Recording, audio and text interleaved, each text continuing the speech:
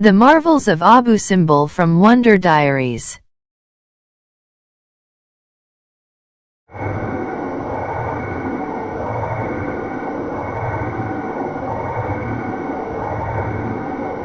Abu Simbel is the sacred site built by the King Ramses II of Egypt more than 3,000 years ago. Abu Simbel site is actually comprised of two temples, the Great Temple of Ramses II and the Temple of his Queen Nefertari. Ramses II is perhaps the best known of Egyptian pharaohs, having reigned for 67 years during the 13th century BC. He was responsible for unifying Egypt's northern and southern kingdoms. His legacy is vast and rich, having been responsible for many of the great ancient monuments still standing today. He was greatly respected and feared.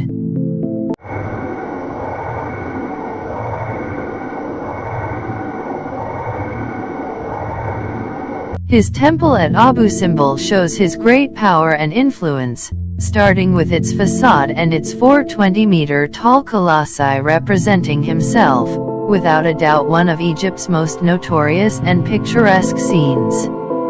Even more amazing is the fact that the stones used to build the temple, weighing in at several tons each, were brought by boat from several hundreds of kilometers north down the Nile, near Aswan. At the very back of the temple, 4 statues are seated, an altar representing a deified Ramses II, the sun god Are-Horakti, the god of gods Amun-Are, as well as Ta, a god linked to the underworld. A particularity of this altar, as well as a show of the immense talent of the great Egyptian architects, is that, as commanded by Ramses II, on the 21st of February, the day of his coronation, and the 21st of October, his birthday, the rays of the sun enter the temple all the way through the 3 main chambers and light up the statues, while leaving Ta in the shadows, as Ta was associated with the Egyptian underworld. His image was kept in perpetual darkness. The Great Temple stands 98 feet or 30 meters high and 115 feet or 35 meters long, with 4 seated colossi flanking the entrance, 2 to each side, depicting Ramesses II on his throne, each one 65 feet or 20 meters tall. Beneath these giant figures are smaller statues still larger than life-sized, depicting Ramesses' conquered enemies, the Nubians, Libyans, and Hittites. Further statues represent his family members and various protecting gods and symbols of power. Passing between the colossi, through the central entrance, the interior of the temple is decorated with engravings showing Ramesses and Nefertari paying homage to the gods. Ramesses' great victory at Kadesh is also depicted in detail across the north wall of the hypostyle hall.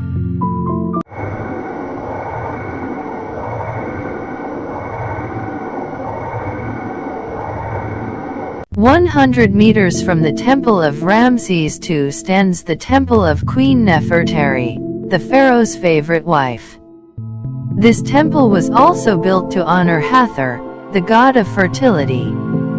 Not as grand as Ramses' temple, it was still unusual for a pharaoh to build such a great homage to his queen, especially since it is the only instance in Egyptian art that the queen is of the same size as the king. The small temple stands nearby at a height of 40 feet or 12 meters and 92 feet or 28 meters long. This temple is also adorned by colossi across the front facade, 3 on either side of the doorway, depicting Ramesses and his queen Nefertari at a height of 32 feet or 10 meters. The prestige of the queen is apparent in that, usually, a female is represented on a much smaller scale than the pharaoh, while, at Abu Simbel, Nefertari is rendered the same size as Ramesses.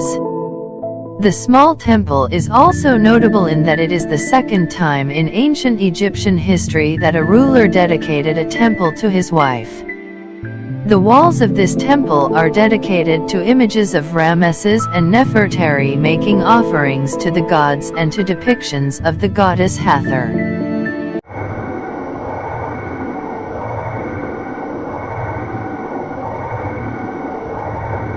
Abu Simbel is an ancient temple complex, originally cut into a solid rock cliff, in southern Egypt and located at the second cataract of the Nile River.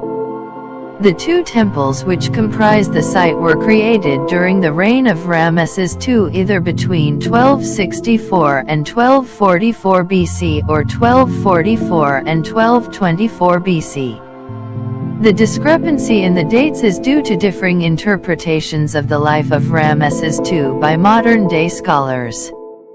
It is certain, based upon the extensive artwork throughout the interior of the Great Temple, that the structures were created, at least in part, to celebrate Ramesses' victory over the Hittites at the Battle of Kadesh in 1274 BC. To some scholars, this indicates a probable date of 1264 BC for the initial construction, as the victory would have been fresh in the memory of the people. However, the decision to build the grand monument at that precise location, on the border with the conquered lands of Nubia, suggests to other scholars the later date of 1244 BC, in that it would have had to have been begun after the Nubian campaigns Ramesses II undertook with his sons and was built as a symbol of Egypt's power.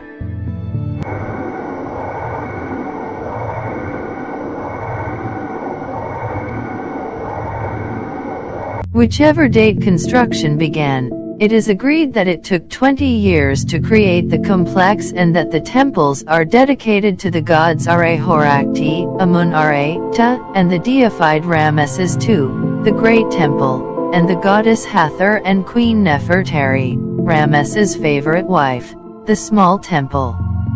While it is assumed that the name, Abu Simbel, was the designation for the complex in antiquity, this is not so. Allegedly, the Swiss explorer Giovanni Belzoni was led to the site by a boy named Abu Simbel in 1813 AD, and the site was then named after him. It was Belzoni who uncovered and first excavated or looted Abu Simbel in 1817 AD.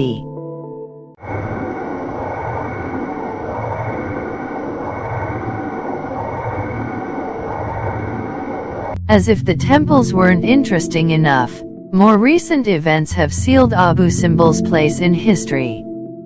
Between 1964 and 1968, when the construction of the high dam on the Nile near Aswan threatened to completely flood the temple, UNESCO embarked on a relocation project of daunting proportions, and with a multinational team of archaeologists, at a cost of over $40 million, the whole site was moved 60 meters up the bank of the Nile, stone by stone, to its current position. Great care was taken to orient both temples in exactly the same direction as before, and a man-made mountain was erected to give the impression of the temples cut into the rock cliff.